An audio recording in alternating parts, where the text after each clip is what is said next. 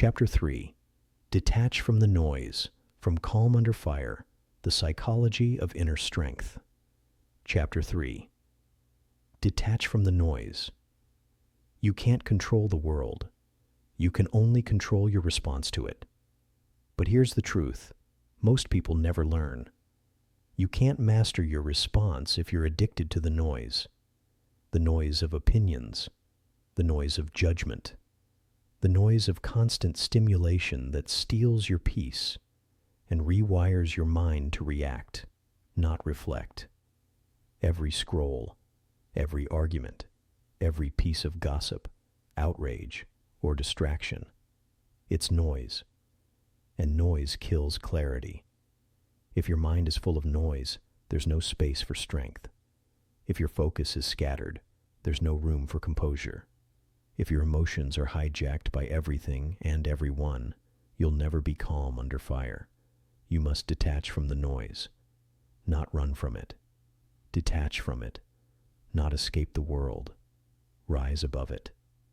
That's what this chapter is about. Learning the discipline of distance. Chapter 3. Detach from the noise, from calm under fire, the psychology of inner strength. Chapter 3. Detach from the noise. You can't control the world. You can only control your response to it.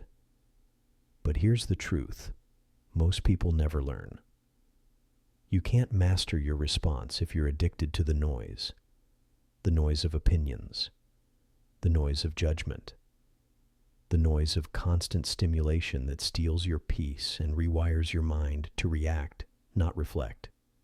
Every scroll, every argument, every piece of gossip, outrage, or distraction, it's noise. And noise kills clarity. If your mind is full of noise, there's no space for strength. If your focus is scattered, there's no room for composure. If your emotions are hijacked by everything and everyone, you'll never be calm under fire. You must detach from the noise, not run from it. Detach from it, not escape the world. Rise above it. That's what this chapter is about. Learning the discipline of distance. The cost of constant connection. We live in a world that glorifies noise. Everyone wants to be heard, seen, validated. Everyone has an opinion, a reaction, a judgment. And you get pulled into that storm without realizing it. You scroll for 1 minute, and suddenly your mind is filled with anger that isn't even yours. You read one comment, and your peace is gone for the day. You hear one piece of gossip, and your focus fractures. You didn't lose control because life got hard. You lost control because you let too much noise in. Your mind can't filter chaos if you never give it silence. You can't hear your own thoughts if you're drowning in everyone else's. Detach from the noise. Don't drown in it. That's your new rule. Because every bit of noise you consume becomes a distraction that steals your energy and attention. That's your most valuable currency. Protect it, guard it, command it. The Stoic practice of detachment. The ancient Stoics understood this truth long before social media existed. They knew the world will always be loud, emotional, and irrational, so they trained themselves to stay centered in the storm. Marcus Aurelius ruled an empire while surrounded by chaos, betrayal, and war, but his writings were calm, measured, detached, because he didn't let the outside world dictate his inner world. Epictetus said, "We suffer not from things, but from our judgments about things." That's the essence of detachment, realizing that what disturbs you isn't the event itself, but the meaning you attach to it. When you detach, you take your power back. You stop being a puppet to external chaos. You stop being manipulated by noise. You start living from your center. That's composure. That's control. That's strength. Repeat it. Detach. Don't drown. The warrior's silence. Look at any elite warrior or special forces operator. They operate in environments of absolute chaos. But notice their silence. Notice their stillness. They don't waste energy reacting to noise. They conserve energy for precision. A soldier doesn't react to every sound in battle. He filters. He listens. He decides what matters. That's how he survives. You must learn to live the same way. Filter the world.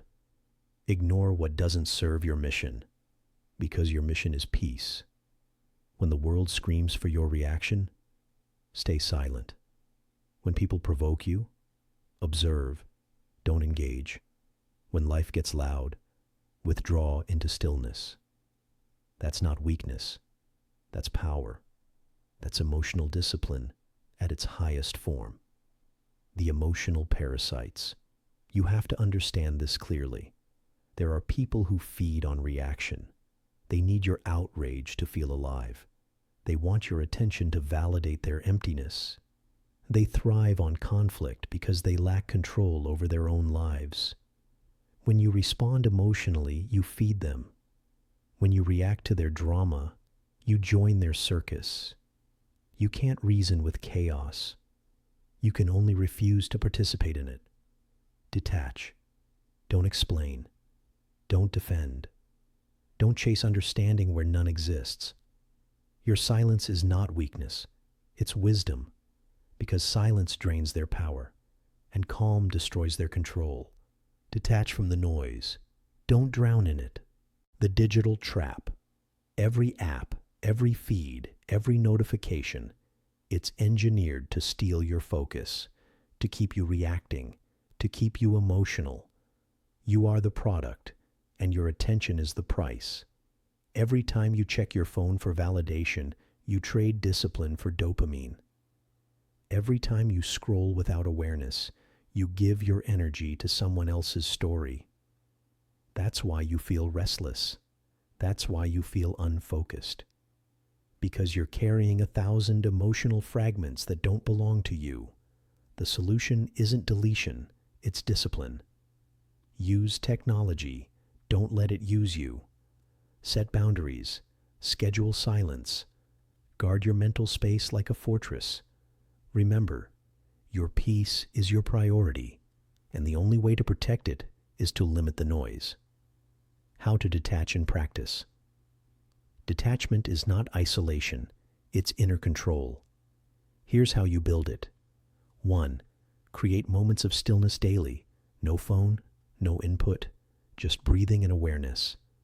Sit in silence until your mind stops reaching for stimulation. That's where clarity grows. 2. Detach before you respond. When someone attacks or provokes you, ask yourself, does this require my energy? If not, walk away. The strongest move is often no move at all. 3. Redefine validation. Stop seeking peace from approval. Start finding peace in control. When you stop chasing noise, you finally hear your own voice. That's detachment in motion. That's how calm becomes your default state. The freedom of inner silence. There's a kind of freedom that can't be bought. The freedom of silence. When your mind isn't reacting, you start observing. When you stop trying to control others, you start mastering yourself. You begin to notice how much energy you used to waste on things that never mattered. You start valuing peace more than opinion. You stop explaining yourself to people who were never listening. And slowly, your world changes. You move slower, but with more purpose. You speak less, but with more power. You react less, but with more precision. That's the life of someone who's detached from the noise. That's the life of someone who owns their energy. You don't need to disappear, just detach. You don't need to escape, just observe. You don't need to be right, just be calm. Detach, don't drown, because calm is the language of mastery. The new standard. From this chapter forward, you live by silence more than speech. You act less but achieve more. You stop letting the noise of the world interrupt the stillness of your mind.